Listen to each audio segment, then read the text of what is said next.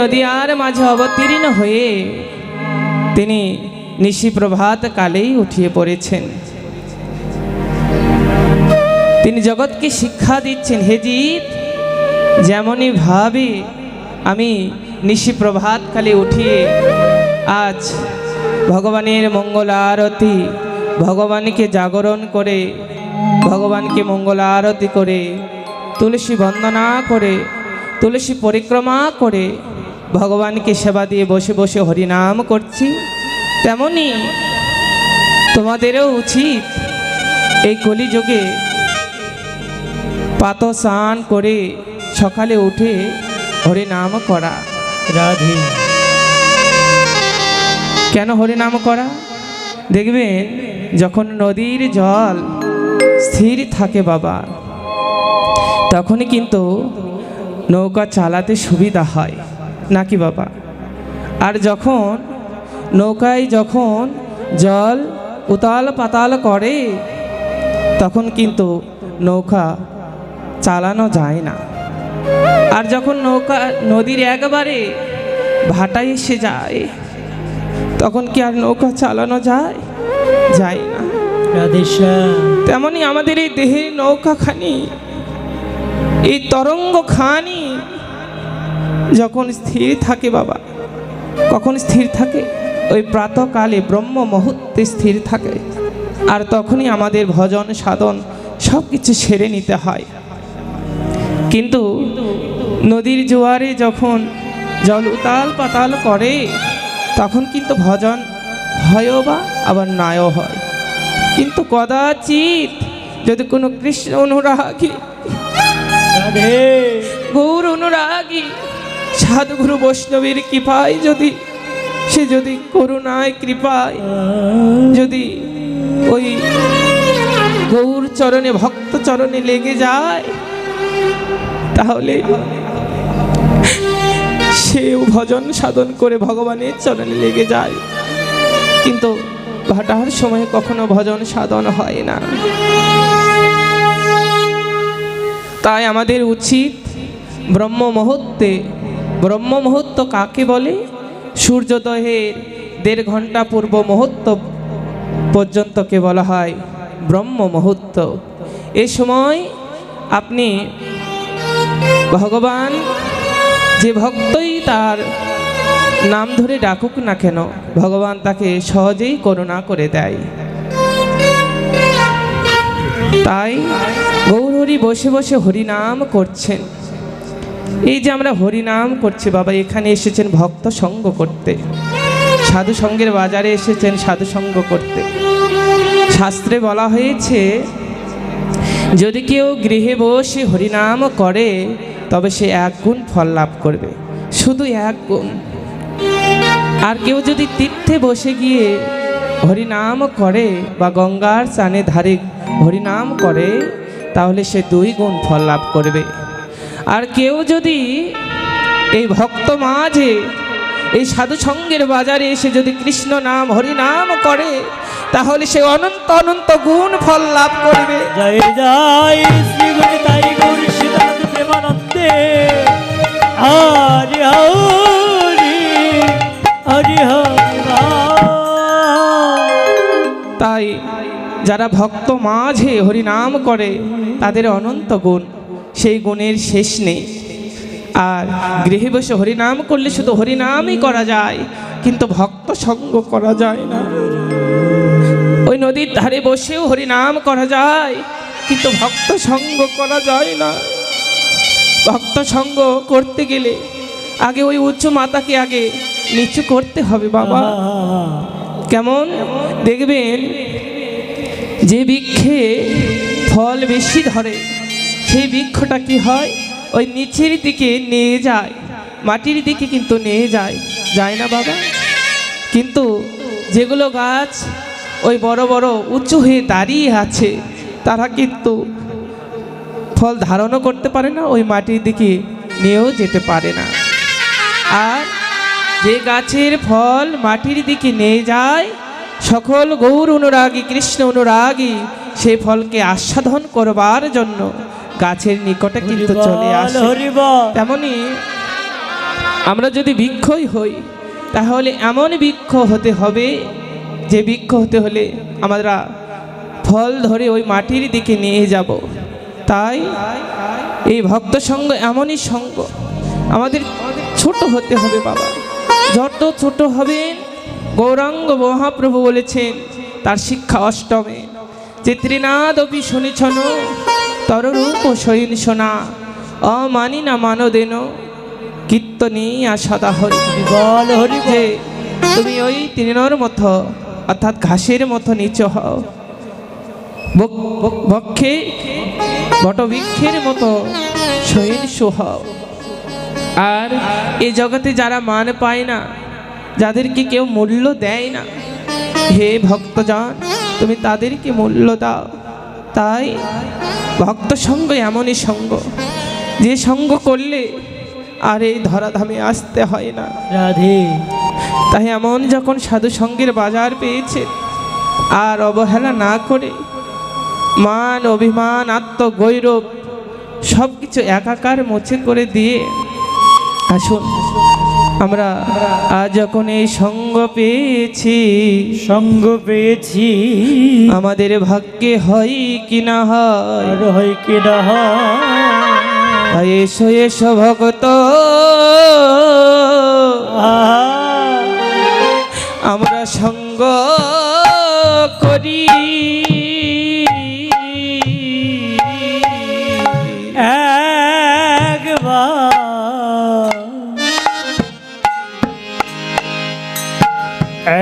একবার শুয়ে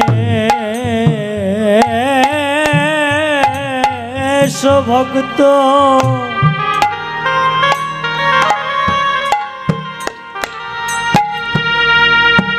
আমরা সঙ্গ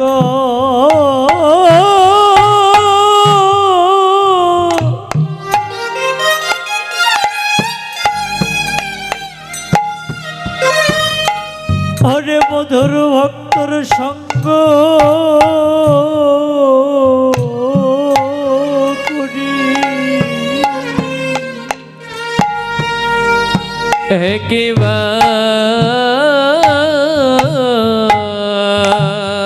বেশ একবার এসো এসো ভক্ত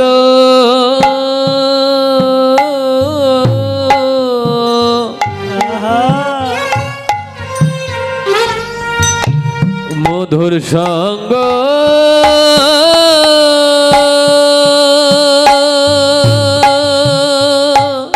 প্রেম সে ভাই মধুর সঙ্গ করি আমাদের সকল মানবিমান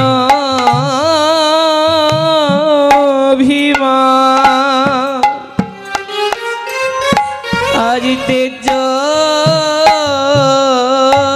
করে বাবা।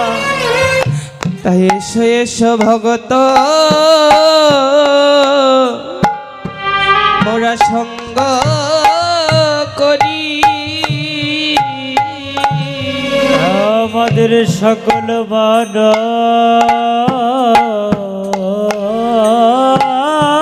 প্রেম সে ভাই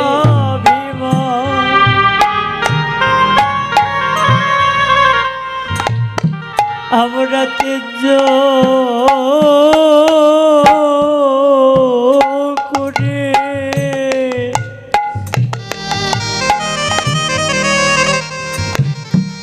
একবারে শোয়ে ভক্ত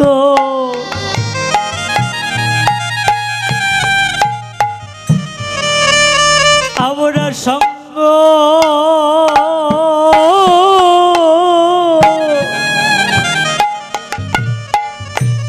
তোমার সঙ্গ করি। তাই আয় ভগত আমার বক্ষে আই রে বলে আয়া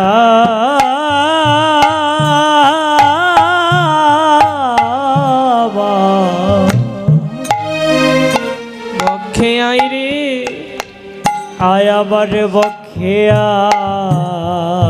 আয় রে আমার পাপিতা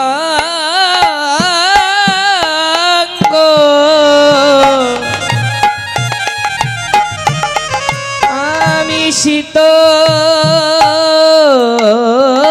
শীতল করি দয়ায় ভক্ত আমার বক্ষে আই রে আবার পাপিতা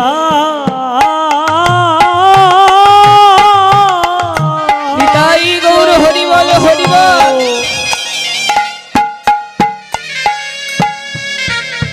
আমি যে শীত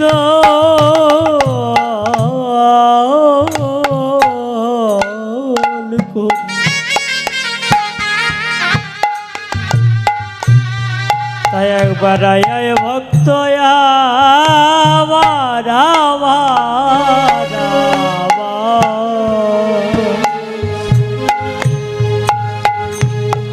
আমার এই বক্ষে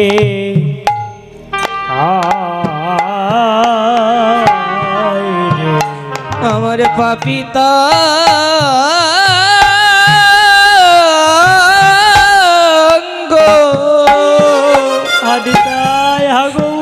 আমি শীতল করি দয়ায় ভক্ত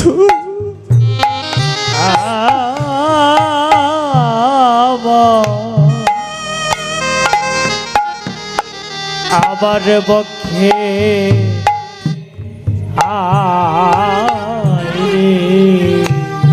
ওই আমাদের পাপিত পারা বেশ ভাই আমাদের পাপিত পারা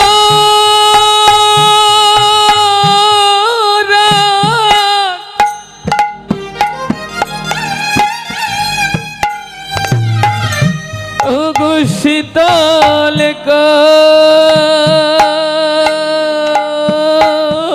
করি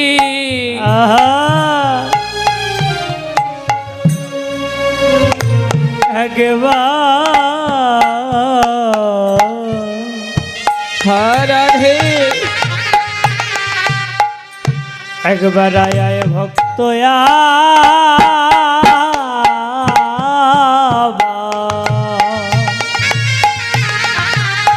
বক্ষে আই রে আবার বক্ষে আয়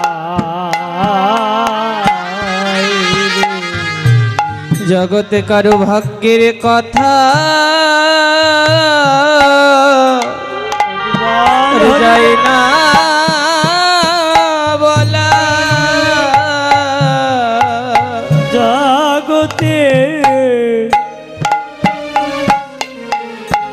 জগতে কারো ভাগ্যে কথা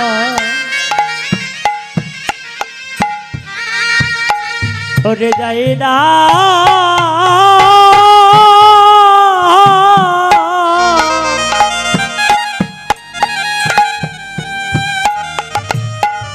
ভাগ্যের কথা যাই না বলা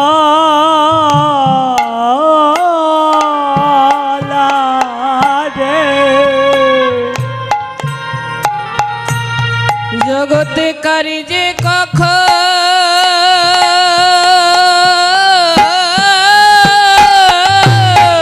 তাই গৌর হরিব ডুবে যাবে আয়ো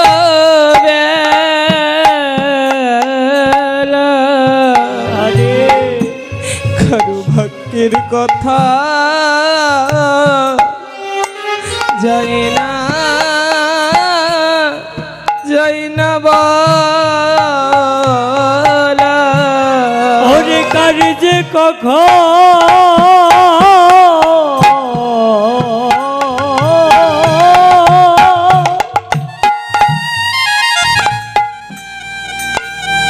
ওরে কারি যে কখন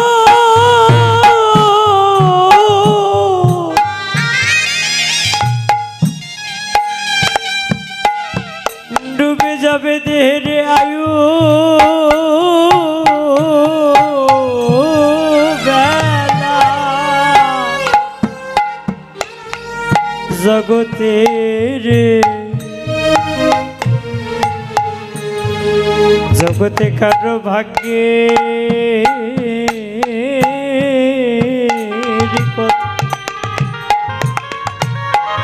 যাই না বলা, মুখে যায় না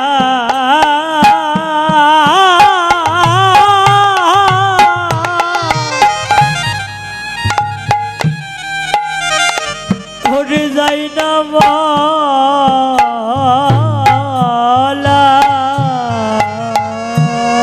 ওরে কারি যে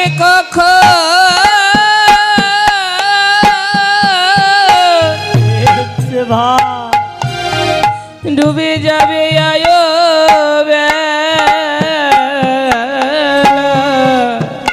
জগতে কারো ভাগ্যের কথা যাই না বলা। ওরে ডুবে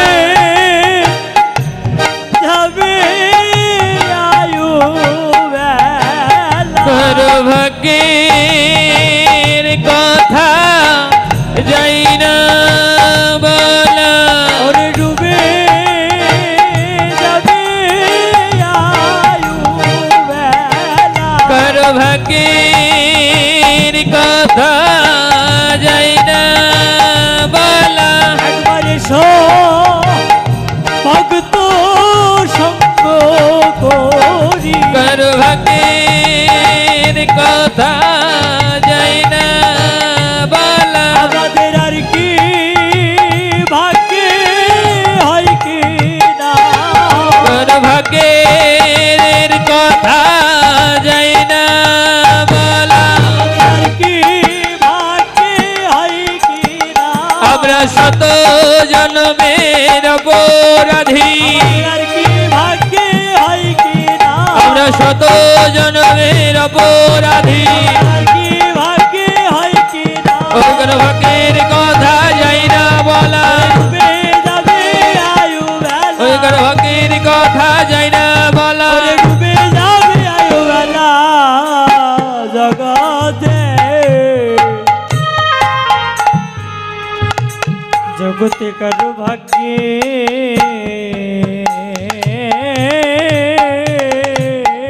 কথা যাই না বলা।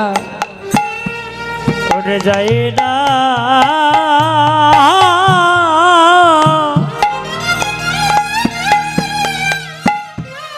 ওরে যাই না বলা।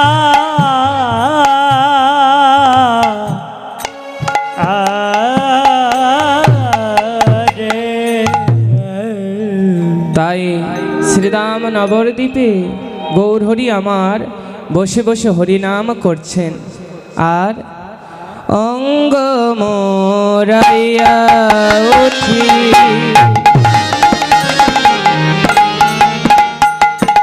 আর উঠিলাব শিলা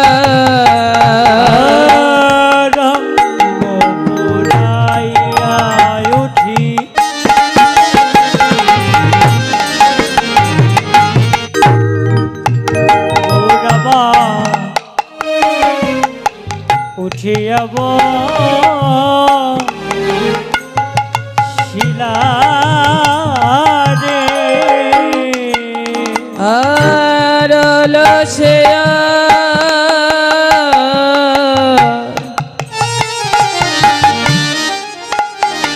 আর লসে অসতনু দেখি আর লসে বসতনু দেখি।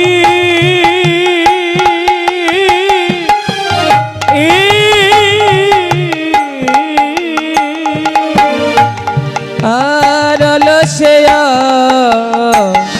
বসতনু দেখি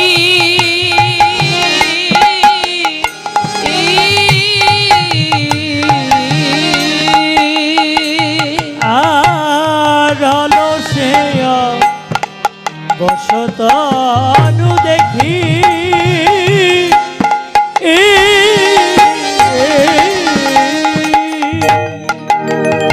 যেন কাছা ঘুমে জেগেছে গৌর ও যেন কাঁচা ঘুমে জেগেছে গো, যেন কাঁচা ঘুমে জেগেছে গৌর যেন কাঁচা ঘুমে জেগেছে গো, আজি ঘুম বুঝি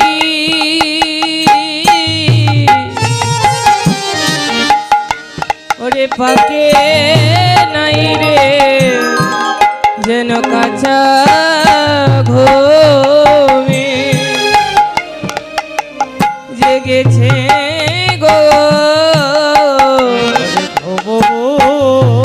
বুঝি বেশ ভাই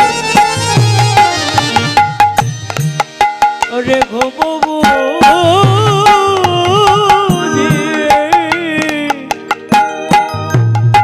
ওরে কাটে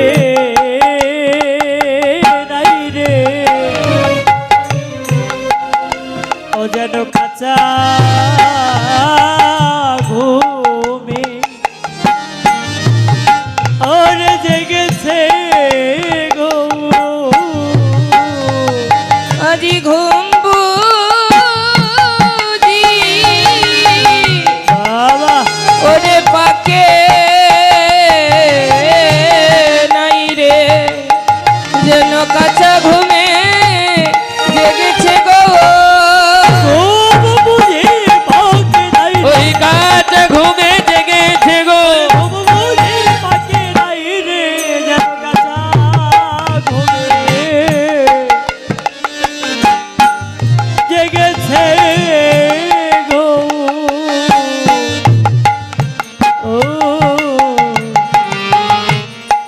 ও তাই গৌর হরি আমার আজ তিনি কাঁচা ঘুমে উঠেছেন। কেন দেখবেন যাদের ঘুম হয় নাই তাদের দেখবেন চোখ লাল হয়ে যায় এবং দেখবেন একটু অলস অলস ভাব হয়।